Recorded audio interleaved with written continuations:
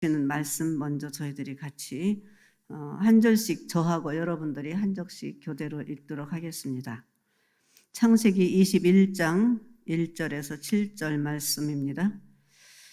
여호와께서 말씀하신 대로 사라를 돌보셨고 여호와께서 말씀하신 대로 사라에게 행하셨으므로 사라가 임신하고 하나님이 말씀하신 시기가 되어 노년의 아브라함에게 아들을 낳으니 아브라함이 그에게 태어난 아들 곧 사라가 자기에게 낳은 아들을 이름하여 이삭이라 하였고 그 아들 이삭이 난 지 8일 만에 그가 하나님이 명령하신 대로 할례를 행하였더라.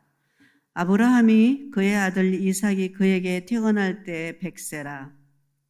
사라가 이르되 하나님이 나를 웃게 하시더니 듣는 자가 다 나와 함께 웃으리로다.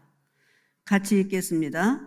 또 이르되 사라가 자식들을 젖먹이겠다고 누가 아브라함에게 말하였으리오마는 아브라함의 노경에 내가 아들을 낳았도다 하니라. 아멘. 이 시간에 하나님 저도 웃고 싶어요 라는 제목으로 말씀하실 텐데 이 제목이 참 재미있죠. 웃고 싶어요. 네. 같이 웃읍시다. 장미꽃이 생각납니다. 이렇게 인사드렸죠. 기억나세요? 네. 이제 10월인데요. 10월은 계절의 결실의 계절이죠. 그래서 하늘도 굉장히 높고 또 파랗게 보이죠. 그래서 우리 10월에는 이렇게 인사하면 좋겠습니다. 파란색 하늘처럼 더 젊어지세요. 우리 인사하겠습니다.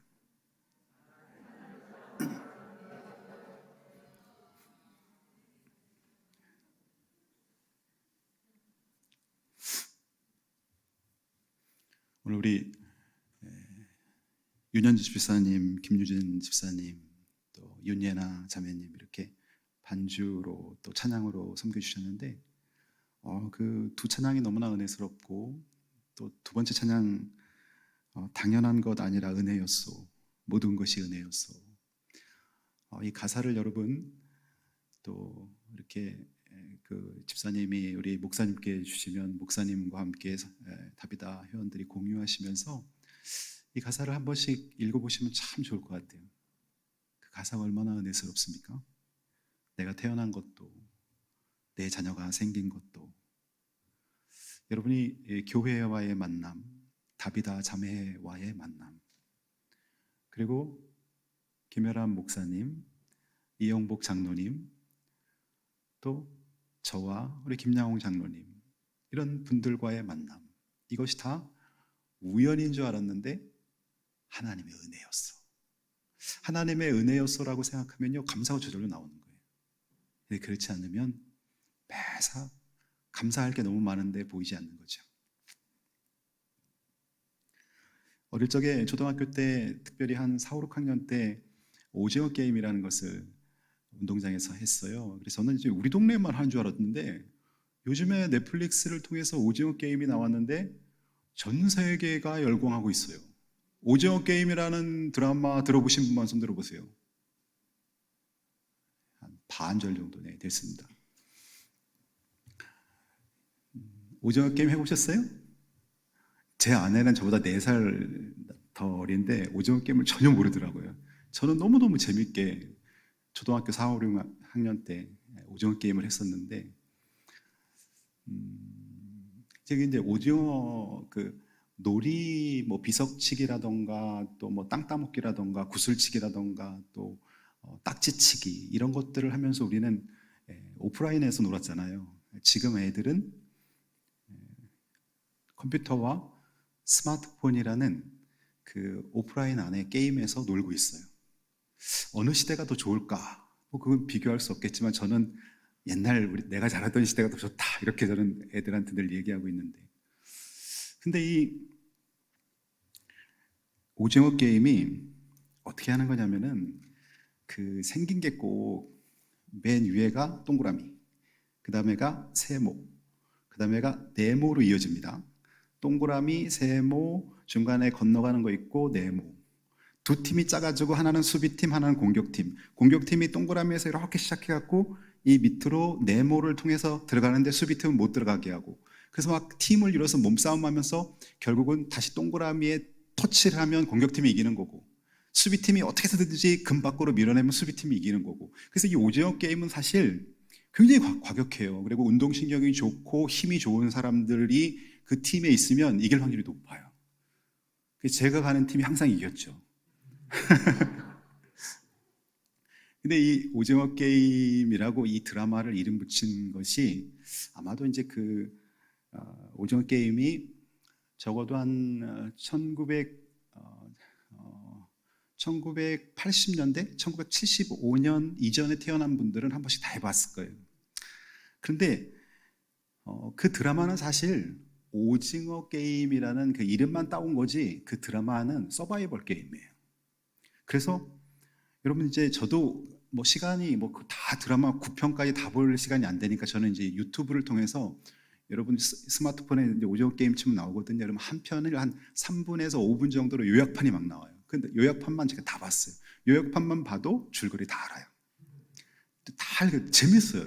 재밌는데 겉으로 보는 재미만 느껴서는 안 되고, 이게 왜 이렇게 유럽과 미국과 전 세계, 이 넷플릭스라는 건 뭐냐면 유료 동영상을 송출하는 그 회사, 그 세계에서 가장 유명한 넷플릭스 회사가 이 서비스를 제공한 나라가 91개 나라인데, 그 91개 나라에서 한국이 만든 오징어 게임이라는 드라마가 모두 1등을 싹쓸이 했다는 거예요.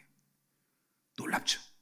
이렇게 1등을 싹쓸이 하는 데는 그들의 라포를 자극하는, 공감시키는 힘이 있었다는 거예요. 이 오징어 게임을 만든 사람이 황동혁 감독이라는 분인데, 이분이 어릴 때 골목길 놀이와 현대 사회의 부조리를 연결시켜서 오징어 게임이라는 드라마를 오래전부터 구상하고 있다가 이번에 터뜨렸는데, 이것이 무려 94개국 동영상 스트리밍 서비스가 제공되는 이 94개국에서 모두 1등을 했고요. 약 1조 원, 9억 달러, 우리나라 한화로 1조 원의 수익을 올리게 된 거죠. 어마어마한 대박을 터뜨린 거죠. 근데 여기를 보면, 오징어 게임에 보면은 무궁화 꽃이 피었습니다 하고 딱 뒤돌아볼 때, 우리가 어릴 때 움직이면 잡히잖아요. 무궁화 꽃이 피었습니다 딱 뒤돌아보면 움직이면 잡히잖아요. 근데 그걸 통해서 많은 사람들이 걸리면 앞에서 막 총알이 날라오고 그 총에 맞아서 죽고, 그래서 한 500 몇 명입니까? 456명? 456명 중에 절반, 201명만 살아남고, 그 다음 게임은 또 우리가 달고나라를 해갖고 그 설탕에다 베이킹 파우더 넣어갖고 어릴 때 많이 해먹었잖아요. 이렇게 그 뜨거운 불에 녹여갖고 베이킹 파우더 넣으면 이렇게 부풀어 오르면 나중에 그게 사실 똥과자라고도 그러고 색깔이 그렇게 돼서 달콤하고 맛있잖아요. 그거 달고나에다가 별표, 세모표, 동그라미, 우산 이런 거 만들어 놓고 똑같이 떼는 거, 거기서 또 아주 그걸 그 금대로 잘 뗀 사람은 살아남고, 이렇게 해갖고 결국 서바이벌 게임에서 한 명이 죽는데 1억씩 해갖고 맨 마지막 사람이 그렇게 다 갖는 거예요. 이 서바이벌 게임. 그러면 이 오징어 게임 드라마가 우리에게 주는 교훈은 뭐냐면, 이 지금 한국에서 살고 있는 많은 사람들이 엄청난 빈부격차를 누린다는 거예요. 그리고 계급주의. 사실 지난번에 나왔던 또 기생충이란 것도 계급 사회를 묘사해서 상까지 받았잖아요. 그다음에 설국열차 이런 것들도 다 우리나라 시대의 어떤 그 계급 사회를 묘사하고 설명해 주는 영화들이거든요. 그러니 한국 사회가 지금 집값이 엄청나게 치솟고 있죠. 그 다음에 또 부채 비율이 엄청나게 높아요. 20대 젊은이들이 취업을 할 때 그들이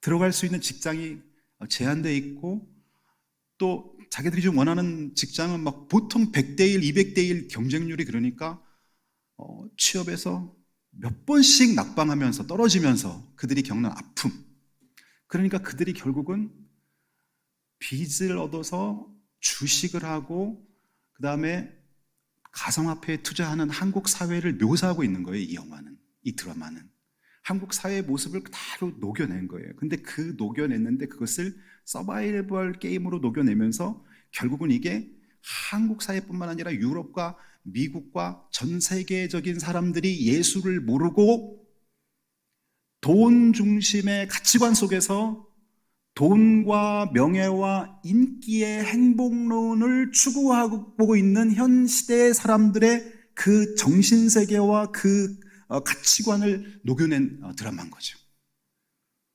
그래서 이 드라마를 보면은 복음이 너무 필요하구나라는 걸 느끼는 거예요. 그리고 이걸 보고 열광하면서 사람들이 빠져드는 이유는 자기들도 동일한 생각을 하고 있는 거예요. 여러분, 우리 사람이 어디에 감동받아요? 나랑 비슷한 아픔과 나랑 비슷한 공간을 경험하는 것에 매료되는 거예요. 나랑 딴 세상은 관심도 없어요. 오징어 게임을 보면서 사람들이 우리나라 사람뿐만 아니라 유럽과 또 북미, 남미, 아시아, 아프리카 사람들이 다 그래, 맞아. 살기 너무 힘들어. 경쟁에서 밀리면 죽지 못해서 하는 거야. 눈물밖에 없어. 마지막 100대 1, 200대 1로 살아남은 그 사람들도 결국은 물질을 얻긴 하지만 거기에서 오는 공허함 때문에 그들도 고통받으며 사는 이 세상살이를 녹여낸 것이 오징어 게임. 물론 그 오징어 게임을 만든 감독은 크리스찬인지 그건 모르겠어요.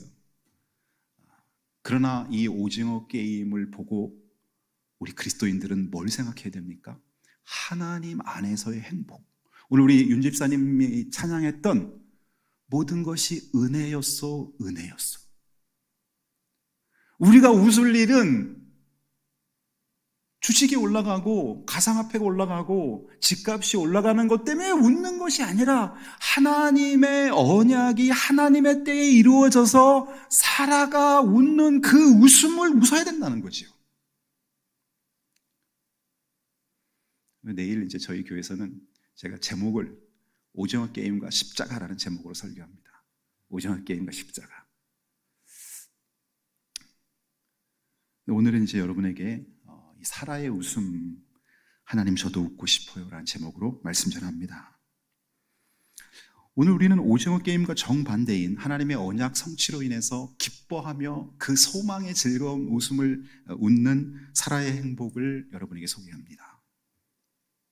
사라는요, 사실 열국의 어머니, 민족의 어머니지만 고통스러운 아픔을 많이 겪었어요.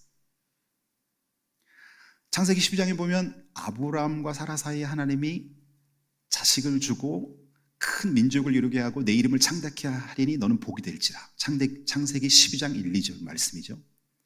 그런데 하나님이 그 약속을 주셨으면 빨리 적어도 3년 안에 아이가 태어나게 했으면 얼마나 좋아요. 그때 나이 아브람 75세, 사라 65세. 사라 나이가 65세면 그것도 늦은 나이인데 거기서 무려 25년을 기다리게 해서 사라 90세에 아이가 태어나죠. 그러니 여러분, 믿음의 인내는 나의 때와 하나님의 때가 다를 때 믿음의 인내를 해야 되는데 이게 참 쉽지 않아요. 여러분도 신앙생활 하지만 하나님 분명히 설교를 듣거나 성경을 묵상하면서 이 말씀이 내 가슴에 쏙 들어오면서 나에게 감동을 주고 하나님이 나에게 언약의 약속의 말씀을 주셨는데 그게 빨리 이루어지질 않는 거예요. 그러다 보니까 1년, 2년, 3년 기다리다 보니까 내가 세상적인 방법을 선택하게 되네요. 인간적인 방법으로 이거를 접근하려고 해요. 거기서 오는 손실과 아픔을 경험하는 것이 우리 그리스도인들도 기다리지 못해서 인간적인 방법으로 손해본 일들이 있다는 거지요. 사라도 그랬어요. 사라는 여러분, 믿음 없는 자에게 사단이 주는 유혹이 뭔지 알아요? 조바심과 욕심입니다. 하나님의 약속, 나 하나님도 믿어요. 하나님의 언약도 믿어요. 근데 이것이 내가 원하는 때에 이루어지지 않으니까 답답한 거예요. 그러니까 자꾸 의심을 주는 거예요. 그럼 마귀가 뭐라는 줄 알아요? 에이, 하나님이 언제 너한테 그런 말 했어? 하나님은 그거 하나님이 너한테 이루어주지 않을 거야. 이런 불신을 자꾸 심으면서 조바심을 갖게 만들어요. 그러다가 사라도 아브라함과 자기 사이에 하나님이 자식을 주고 민족을 번성시킨다 했는데 기다리지 못하니까 여종 하갈을 남편에게 들여보냅니다. 그때 이 사라의 심정을 여러분 생각해 보셨어요?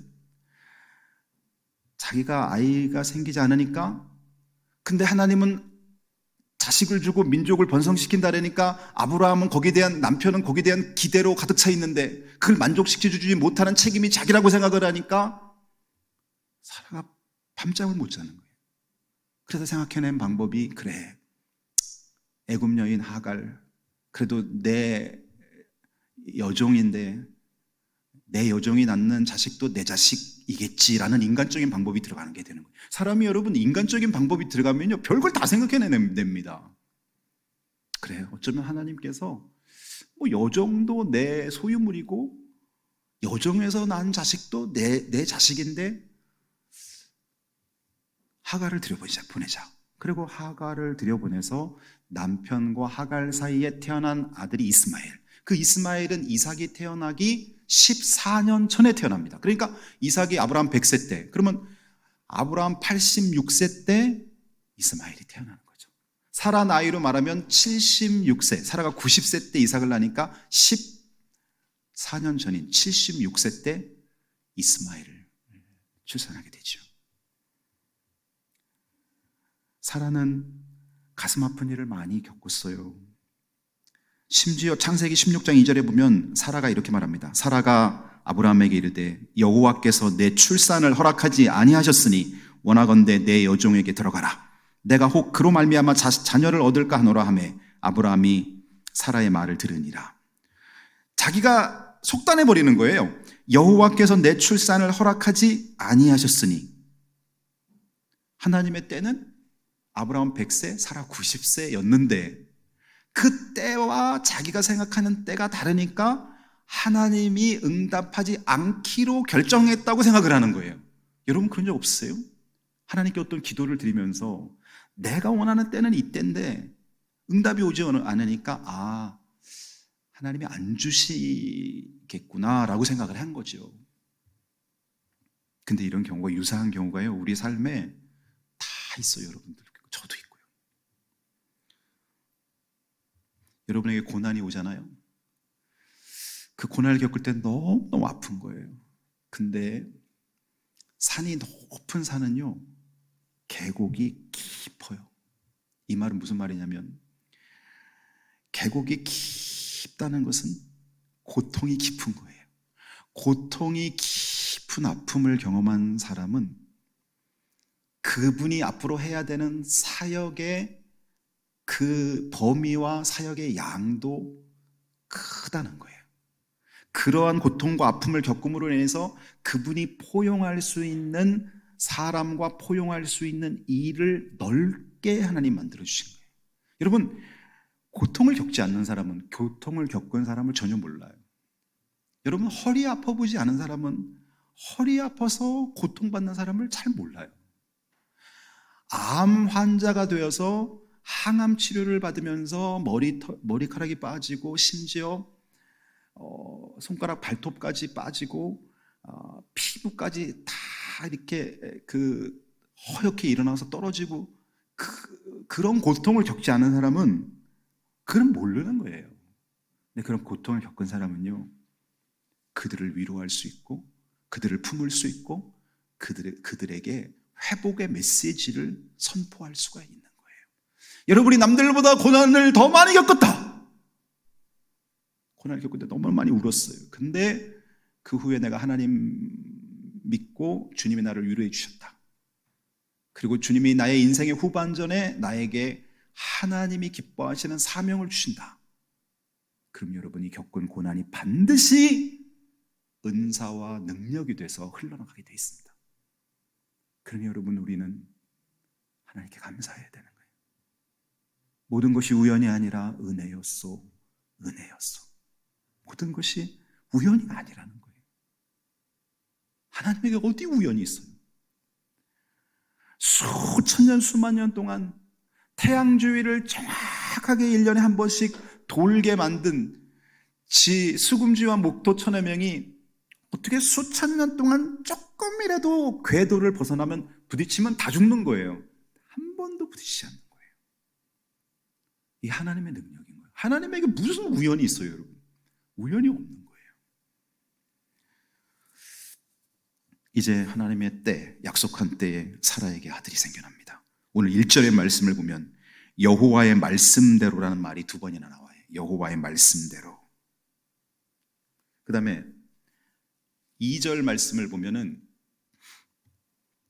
하나님이 말씀하신 시기가 되어, 하나님이 말씀하신 시기가 되어. 이게 바로 하나님의 때라는 거죠. 하나님이 말씀하신 시기. 아브라함과 사라는 이 시기를 잘 이해하고 기다리지 못했던 거죠. 하나님이 말씀하신 시기, 그때가 돼야 하나님이 일하시는 거예요. 여러분, 이스라엘 백성이 애굽에서 430년 동안 노예 생활을 하죠. 그러면 출애굽하기 전에 100년 전의 사람들은 엄청 기다렸다가 하나님이 안 계신가 봐, 하나님은 우리를 버리셨나 봐, 이렇게 생각하는 사람이 있다고 생각해 보세요.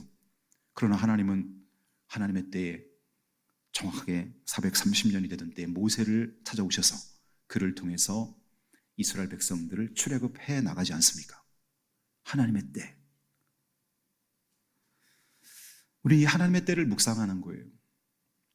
남북 통일도 마찬가지예요. 하나님, 우리가 이렇게 기도하고 벌써 70년이 넘었는데 왜 저 북녘 땅은 김일성, 김정일, 김정은에 이어서 계속해서 저래 어떤 한 사람이 우상화하면서 저렇게 하나님과 단절된 상태로 머뭅니까? 근데 하나님의 때가 돼서 저 북녘이 열려서 남북한 통일 한반도가 중국과 세계 선교를 가장 효과적으로 이루는 나라로 하나님이 세워주실 계획이 내 당대에 이루어지면 가장 좋은 거고, 내 자식 때에 그것이 이루어질 수도 있는 거고, 하나님의 때를 기다리면서 우리는 인내하며 불평하지 말고 기도해야 되는 것이죠. 사라 90세 때 아들이 이제 생겨나요. 이거는 구속사적인 면에서요, 마른 막대기와 같이 전혀 생산 능력이 없었던 사라의 몸에서 언약을 쫓아 태어난 이 이삭은 장차 인류를 구원하기 위해서 예수님이 이 땅에 오시는데 남자의 씨가 들어가지 않았는데 동정녀 마리아의 몸에서 아이가 생겨나죠. 마른 막대기와 같은 생산력이 다 끊긴 사라와 아브라함 사이에서 이삭을 주신 하나님은 먼 훗날 창세기 3장 15절에서 여자의 후손은 내 머리를 상하게 할 것이요 너는 그의 발꿈치를 상하게 할 것이라는 이 말씀대로 여자의 후손으로 오신 예수 그리스도께서 십자가에 죽으시고 부활하면서 사단의 머리통을 날려버리는 이 놀라운 구원자가 남자의 씨, 아담의 씨로 태어나면 본인도 죄인이니까 아담의 씨가 아닌 성령으로 동정녀 마리아에 잉태하는 이 사건을 예표하고 있다는 거죠. 마른 막대기와 같은 아브라함과 사라에게 창조의 능력, 전능하신 하나님의 손길이 임했다는 것은 장차 전적 타락인 모든 인간이 죄를 범하였음에 하나님의 영광에 이르지 못하더니라는 인간의 전적 타락의 이 절망적인 순간에 인류의 구원자인 하나님의 아들 성자 하나님인 예수님이 이 땅에 오셔서 인류를 구원시키는 그 놀라운 하나님의 구원 계획이 담겨 있는 거죠. 왜 하나님은 100세 때 아브라함에게 아들을 주셨을까? 이것을 저는 많이 묵상해 봤어요. 이 묵상을 통해 얻은 교훈은 그렇습니다. 아브라함이 100세 때, 여러분도 한번 여러분이 낳았다고 생각해 보세요. 사라 나이 90세 때, 물론 아브라함은 지금 우리가 사는 것보다 꽤 더 오래 살았어요. 아브라함 175세에 죽습니다. 그러나 그때 나이로도 사라가 90세면 생산 능력 끝난 거예요. 그때 나이에도 60 이상, 60, 70 이상 되면 아이 낳는 능력이 끝나버린 거예요. 그러면 그 그 노인 두 분이 자식을 낳았다면 이 이삭이 100일이 지나고 돌이 지나고 2살이 되고 3살이 될 때 그 이삭을 바라보는 아브라함과 사라는 어떤 마음이었을까요? 기적 덩어리가 왔다 갔다 하는 거예요, 집안에서. 도저히 인간의 힘으로 할 수 없는 하나님의 놀라운 그 사건이 항상 자기 주변에서 왔다 갔다 하는 거예요. 이삭의 얼굴을 볼 때마다 하나님이 살아계셔, 하나님 전능하셔, 하나님 신실하셔. 이삭의 방긋방긋 웃는 웃음이 아브라함과 사라에게 하나님 살아계셔, 하나님 신실하셔, 이 메시지를 계속 주고 있는 거예요. 그를 어떻게 그 자식을 말씀으로 양육하지 않을 수 있으며 어떻게 하나님의 신앙으로 그 자식들을 키우지 않을 수 있겠습니까? 이게 하나님의 놀라운 뜻인 거죠. 만일 그보다 좀 한 20년 전 일찍, 그럼 좀 늦둥이라도 아이 낳을 수 있는 나이에 이삭이 태어났다면 어쩌면 아브라함과 사라 마음속에 이런 생각이 들 수도 있죠. 그래도 내가 건강관리 잘해서 아들 하나 받네? 사라도 그래도 내가 마지막으로 능력이 있어서 이런 아들을 얻었네, 이렇게 생각할 수 있다는 것이요. 그런데 이삭은 그렇지 않았다는 거예요. 여러분, 여러분에게 하나님이 찾아오시는 순간들을 보세요. 다 이와 비슷합니다. 내 힘으로 된 것을 부인할 수밖에 없는, 이건 전적인 하나님의 은혜라고 인정할 수밖에 없는 그 순간에 주님은 찾아오셔서 하나님의 일을 하시고 나로 하여금 그 사건을 간증하게 만드시고 나로 하여금 그 일을 하신 하나님과 예수 그리스도를 통한 구원을 선포하게 만드신다는 거죠. 우연이 아니라 하나님의 필연이었고 하나님의 계획 중에 하나님의 카이로스 때에 하나님이 오신 거였어요. 그래서 창세기 22장에 보면 이제 그 아들이 꽤 많이 큽니다. 한 청소년 정도 나이가 돼요, 이삭이. 근데 하나님은 이 이삭을 번제로 드리라고 그럽니다. 내 아들 독자 이삭을 번제로 드려라. 근데 아브라함이 순종합니다. 아브라함이 순종할 수 있었던 힘은 100세 때 얻었기 때문에 그런 거예요. 만일 아브라함이 60세나 70세 때, 사라 나이 50대나 40세 때 이삭을 얻었다면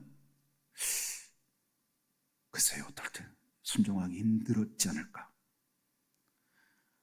아브라함은 이삭을, 이것도 뭐 목회자가 되게 해라, 선교사가 되게 해라, 이 정도가 아니에요. 아들을 죽이라는 거예요. 자기 손으로 죽여서 불에 태워서 그 향기를 하나님께 드리라는 거예요. 어떻게 순종합니까, 이거를? 근데 아브라함은 그 다음날 바로 출발해요. 모리아 산으로 이삭의 손을 잡고 불과 장작을 준비해서 종들과 함께 올라갑니다. 세상적으로 말하면 완전 정신 나간 사람이에요. 그런데 그렇게 할 수 있었던 이유를 히브리서 11장은 이렇게 말합니다. 아브라함은 그 아들 이삭을 번제로 드릴 때 하나님은 죽은 자도 다시 살리실 것이라는 것을 믿고 순종했다고 나와 있어요. 이게 부활의 신앙인 거예요. 마른 나무와 같은 아무것도 낳을 수 없는 나이에 이삭을 주신 하나님이시라면 하나님은 절대 이 이삭을 허망하게 죽이지 않을 것이다. 그리고 이 이삭이 죽는 순간 아브라함이 그 후손이 큰 민족을 이룬다는 것은 하나님의 약속을 하나님이 어기는 게 되잖아요. 그러니까 아브라함은 딱 느낀 거예요. 내가 맨날 아들에게 늦둥이로 얻은 100세 때 얻은 아들에게 푹 빠져서 하나님과의 교제, 하나님의 사명보다는 자식에게 더 집착하는 것을 하나님이 원치 않으셨기 때문에 우선순위에서 하나님 제일주의로 살려고 이 시련을 허락하시는구나. 아브라함은 감시했던 거예요.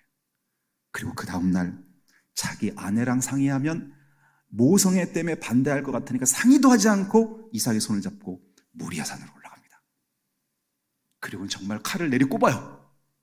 번제단 위에 이삭을 묶어놓고 칼을 내리꼽는 순간 하나님의 다급한 음성이 들려오죠. 아브라함아, 아브라함아, 내 아들에게 아무 일도 하지 말고 이삭에게 손대지 말아라. 그리고 미리 양 한 마리를 숯불에 딱 숨겨놓으셨다가 그걸 갖고 번제물을 드리라고 말합니다. 여호와의 산에서 준비되리라. 이것이 바로 여호와 이레인 거죠.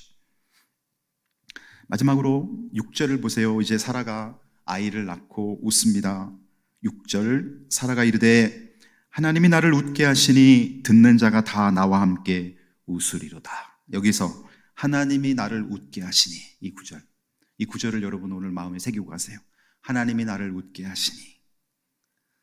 하나님의 때에 기도 응답 이루신 것 때문에 여러분에게 웃을 일이 많이 생겨나기를 주님의 이름으로 축복합니다. 돈 때문에 웃고 명예 때문에 웃고 인기 때문에 웃고 그건 진짜 웃음이 아니에요. 그거는 잠깐 있다 사라지는 거예요. 그건 오징어 게임이에요. 오징어 게임으로 465억 그렇게 주인공이 돈을 벌어요. 근데 여러분 이 돈을 그 주인공이 사용하지 못해요. 왜냐하면 그거는 목숨값으로 자기가 맞바꾼 거기 때문에 죄책감이 들고 평안하지 않는 거예요. 그래서 이정재가 그 역할을 감당했는데 이 이정재가 그 수많은 돈을 오징어 게임에서 혼자 살아남아요. 그리고 어마어마한 돈을 번 거예요. 근데 돈을 쓰질 못해요. 이게 여러분 세상이 돈으로 주는 거짓, 포장된 거짓 행복이라는 거예요. 진짜 행복은 거기서 오는 게 아니에요. 하나님과 친밀히 동행하는 데서 오고 하나님의 은혜에서 오는 것이죠. 사라는 하나님이 나를 웃게 하시니, 오늘 하나님이 나를 웃게 하시니, 하나님 저도 웃고 싶어요. 하나님 나를 웃게 해주세요. 세상의 명예와 돈이 주는 웃음이 아니라 하나님의 은혜가 주는 웃음, 하나님의 기도 응답이 주는 웃음으로 내가 웃게 해주세요. 그렇게 여러분 기도하세요. 그래서 사라의 웃음은 언약을 이루신 하나님께 대한 감사와 찬양의 웃음이요, 아기 엄마가 된 환희와 기쁨의 웃음이었습니다. 더 나아가 장차 언약을 조차 이 땅에 오실 메시아를 대망하는 소망의 웃음이었습니다.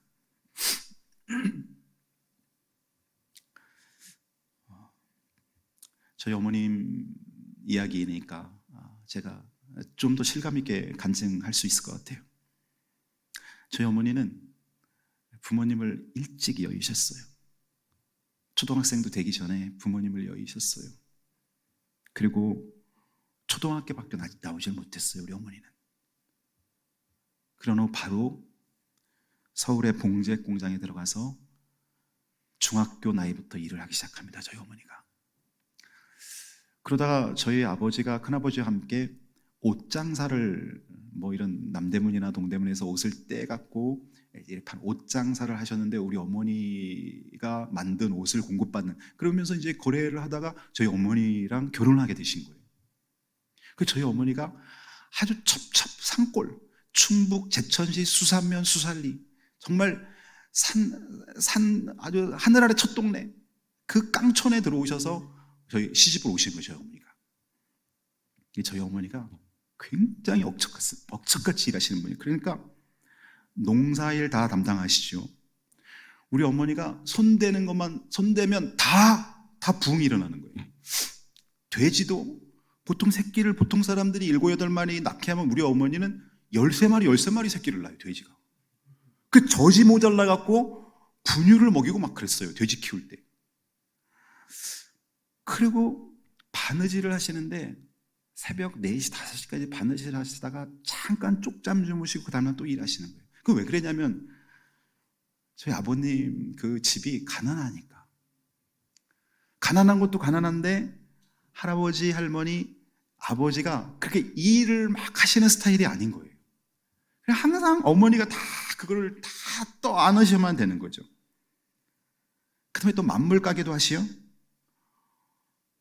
제가 그 청주로 대학을 나올 때는 건어물 명태 장사를 하시는데, 저는 어머니가 아침 6시, 7시까지 주무시는 걸 저는 거의 못 봤어요, 지금까지 살면서. 별로 아프시지도 않았던 것 같아요. 저희 어머니가 아침에 6시나 7시 일어났는데 어머니가 누워 계시는 거 저는 보지를 못했어요. 항상 저희 어머니는 새벽 3시 반이면 일어나세요. 그래서 그날도 명태일을 하시는데 새벽에 혼자 지하실에서 이 통명태를 이 롤러, 이렇게 돌아가는 롤러에다 통명태를 넣어서 그 명태가 납작해지면 그 중간에 배를 가르고 껍질을 벗겨서 껍질은 개 키우는 사람들한테 팔고 그 명태는 이렇게 납작하게 해갖고 또 명태포로 팔고 이 일을 하시는데, 이게 이제 그 장갑을 끼고 이 흰 장갑을 끼고 하시는데 새벽에 이 장갑이 그 롤러에 빨려 들어가면서 손이 이만큼 빨려 들어간 거예요. 롤러는 계속 돌아가고. 그러니까 막 혼자 어떻게 하지를 못하니까 어떻게 전원을 뺐는데, 그래서 제가 이제 집에서 어머니가 전화를 어떻게 하셨는데 와보러 갔는데, 여러분 고등어 이렇게 배 갈라놓은 거 있잖아요. 똑같아. 손이 반절이 어떻게 희한하게 이게 끝으로 말물려 들어갔는데 이 반절이 완전히 다 이렇게 고등어 배 갈라놓은 것처럼 된 거예요. 그래서 제가 저희 어머니를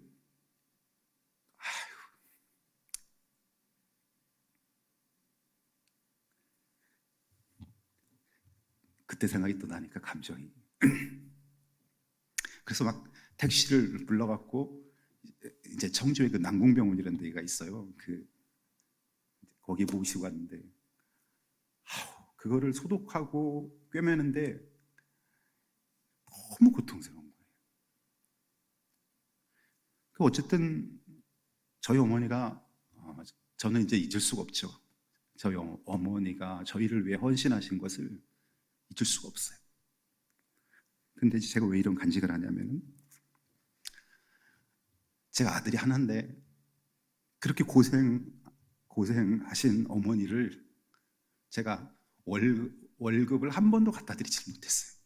제가 대학 졸업할 때쯤 하나님이 저를 또 목회자로 또 부르시는 거예요. 그때가 이제 93년도 대학 3학년 가을.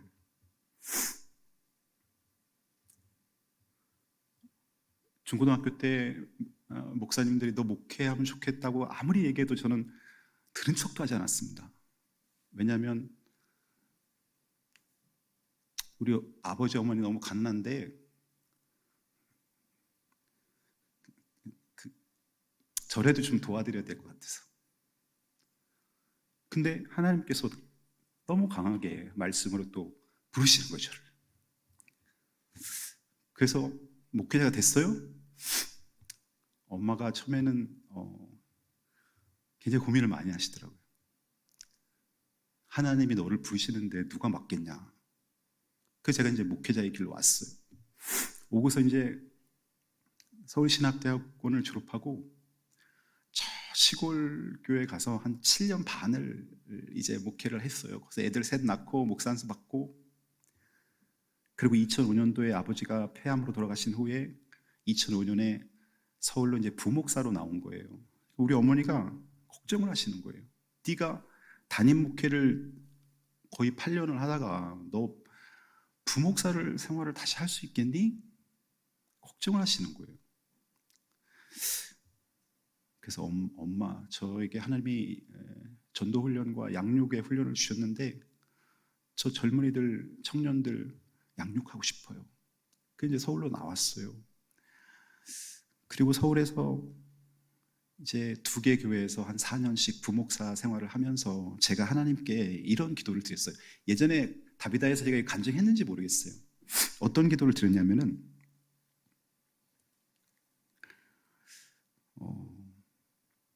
하나님, 제가 그 담임 목사로 부임할 때 예배당이 잘 건축된 교회에 가게 해주세요. 제가 이 기도를 드린 이유는 어떤 세상적인 욕심이 아니었어요. 제가 첫 전도사로 충북 제천에 갔을 때 교회가, 목사님이 교회를 건축하면서 굉장히 고통스럽게 교회 건축하는데 모든 걸 다 쏟아붓고 또 이제 부채 빚을 지고 교회를 지니까 너무너무 고통스러워서 목회다운 목회를 못 하시는 거예요. 그래서 제가 이제 하나님, 저는 예배당 짓는데 제 에너지를 쏟기보다는 제가 잘 예배당이 건축된 데 가서 사역하게 해주세요. 2번째 기도는 하나님이 저에게 주신 설교와 제자훈련과 전도훈련 그리고 선교사역에 제가 가진 재능과 은사가 가장 잘 활용될 수 있는 교회에 가서 하나님께 그렇게 사역하고 싶습니다. 이게 2번째 기도 제목이었어요. 3번째 기도 제목은 요즘 뭐 한국 교회가 어디나 뭐 장로교, 감리교, 성결교, 순복음 다 마찬가지지만 막 이렇게 원서를 막 수백 통 막 원서를 내서 담임 목사를 뽑아요. 근데 그게 너무 비참하잖아요. 그래서 제가 기도하면서 하나님, 원서 내지 않고 제가 섬기는 교회 담임 목사님이나 장로님들이 저를 잘 보고 소개해서 원서 내지 않고 소개받아서 가게 해주세요. 이 세 가지 기도 제목을 제가 2005년에 서울에 와서 계속 기도를 한 거예요. 하나님 앞에 기도를 계속 한 거예요. 그리고 시간이 한 8년이 지난 거예요. 2012년 7월 저는 이제 장충당교회에서 청년부 사역을 하고 있었거든요. 오후 3시가 청년부 예배 시간인데 목사님이 그 전주에 저한테 그러는 거예요. 다음 주일 날 오후 2시에 이수교회라는 곳이 있는데, 저는 이수교회에 대해서 한 번도 들어본 적도 없어요. 이수교회라는 곳이 있는데 거기 여전도에 헌신 예배가 있는데 박 목사가 설교하고 오라고 그러더라고요. 목사님이 가셔야지 왜, 담임 목사님 가셔야지 왜 제가 가냐 그랬더니 아마 청빙과 관련된 것 같다고 그러시더라고요.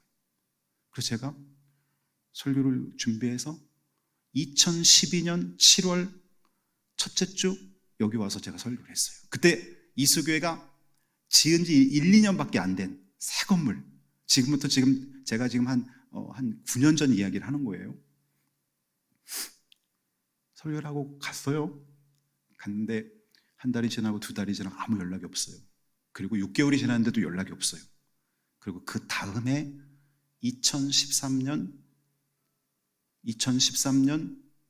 1월이 됐는데 우리 이수교회 그때 당시 선임 장로이신 이상호 장로님이 전화를 하신 거예요. 저한테 전화를 하셔서 목사님, 이수교회 청빙위원회에서 목사님을 모시기로 결정했습니다. 그렇게 전화가 온 거예요. 그게 너무 기쁘잖아요. 그래서 전화를 딱 내려놓는데 누가 뒤통수를 딱 때리는 것 같은 거예요. 뒤통수를 딱 때리는 것 같아요. 그게 뭐냐면 그동안 생각을 못했는데 제가 기도한 대로 하나님이 보내주신 거예요. 하나님, 예배당이 잘 건축된 교회에 가서 사역하고 싶어요. 하나님, 저의 재능인 설교, 양육, 전도 훈련을 잘할 수 있는 곳에 가게 해주세요. 이제 원로 목사님이 또 교회 건축하시고 은퇴하시니까 그동안의 성도들을 훈련시키는 부분, 이런 부분들이 이제 제가 해야 되는 부분인 거예요. 그 다음에 나는 여기 어떻게 오게 된지를 제가 모르겠는데 알고 보니까 장충당교회 장로님과 권사님들을 통해서 그때 부목사인 제가 여기 원로 목사님 은퇴한다는 말을 듣고 저를 소개한 거예요. 그러니까 원서를 내지 않고 소개받아 가게 해줬다는. 근데 이게 딱 생각이 나면서 제가 느낀 느낌이 뭐냐면은 하나님 무섭다는 거예요. 하나님 무섭다. 진짜 우연은 없고 하나님 무섭다. 하나님의 때에 사실 8년 동안 부목사 하면서 저도 제가 기도하면서도 마음이 급해서 좀 다른 인간적인 방법으로 가고 싶었던 때도 있었어요. 저희 어머니가 제가 이수교에 부임할 때 제가 취임을 하고 나서 저한테 이런 말씀 하시더라고요. 이제 혼자 있어도 웃을 일이 생겼다 그러시더라고요. 이제 혼자 있어도 웃게 됐다 그러시더라고요. 사라의 웃음, 저희 어머니의 웃음, 우리의 웃음.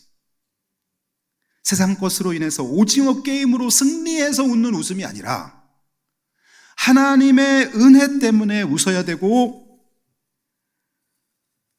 성령 받고 하나님과 동행하는 것으로 인해서 웃어야 되고 천국에 대한 소망으로 인해서 웃어야 되고 기도응답의 열매로 인해서 우리는 웃어야 되는 것이죠. 여러분 기도하십시오. 하나님, 저도 사라처럼 웃고 싶어요. 저의 자녀에게도 웃을 일이 생기게 해주세요 라고 기도하세요. 여러분, 다비다 회원들에게 웃을 일이 생기게 해주세요. 그렇게 우리가 같이 기도하는 것이죠. 여러분에게 웃을 일이 앞으로 많이 생길 것입니다. 그렇게 축복합니다. 네, 기도하겠습니다.